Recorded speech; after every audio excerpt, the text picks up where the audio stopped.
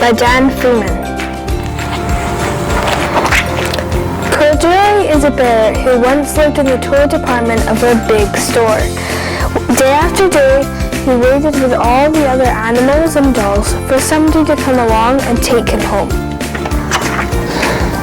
The store was always filled with shoppers buying all sorts of things, but no one's ever seemed to want a small bear in green overalls. Then one morning, a little girl stopped and looked straight into Corduroy's bright eyes. "Oh, Mommy," she said, "look, there's the very bear I've always wanted." "Not today, dear," her mother sighed. "I spent too much money already. Besides, he doesn't look new. He's lost the button to one of his shoulder straps." Corduroy watched them sadly as they walked away. "I didn't know I've lost a button," he said to himself. Tonight, I'll go and see if I can find it." Late that evening, when all the shoppers had gone and the doors were shut and locked, Corduroy climbed carefully down from his shelf and began searching everywhere on the floor for his lost button. Suddenly, he felt the floor moving under him. Quite by accident, he had stepped onto an escalator, and up he went. Could this be a mountain, he wondered? I think I've always wanted to climb a mountain. He stepped off the escalator as it reached the next floor, and there before his eyes was the most amazing sight.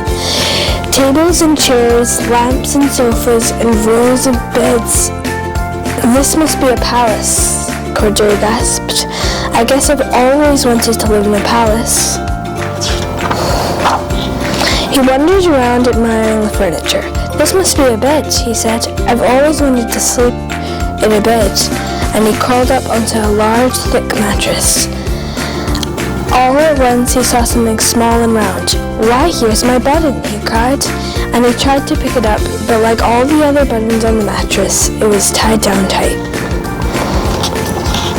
He yanked and pulled with both paws until pop! Off came the button, and off the mattress Corduroy toppled, bang into a tall floor lamp. Over it went with a crash. Corduroy didn't know, but there was someone else awake in the store. The night watchman was going his rounds on the floor above. When he heard the crash, he came dashing down the escalator. "Now who in the world did that?" he exclaimed.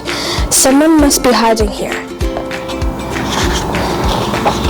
He flashed his light under and over the sofa beds until he came to the biggest bed of all. And there he saw two fuzzy brown ears sticking up from under the cover. "Hello," he said. "How did you get upstairs?" The watchman tucked Corduroy under his arm and carried him down the escalator and set him on the shelf in the toy department with all the other animals and dolls. Corduroy was just waking up when the first customers came into the store in the morning, and there, looking at him with a wide, warm smile, was the same little girl he'd seen only the day before. "I'm Lisa," she said, "and you're going to be my very own bear. Last night I counted what I had saved in my piggy bank, and my mother said I could bring you home." "Shall I put him in a box for you?" the sales lady asked. "Oh no, thank you," Lisa answered, and she carried Corduroy home in her arms. She ran all the way up 4 flights of stairs into her family's apartment and straight into her own room. Corduroy blinked. There was a chair and a chest of drawers, and a long girl-sized bed stood a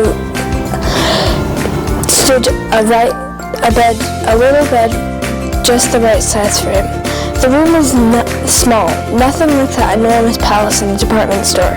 "This must be home," he said. "I know I've always wanted a home." Lisa sat down with Corduroy on her lap and began to sew a button on his overalls. "I like you the way you are," she said, "but you'll be more comfortable with your shoulder strap fastened." "You must be a friend," said Corduroy. "I know I've always wanted a friend." "Me too," said Lisa, and gave him a big hug. The end.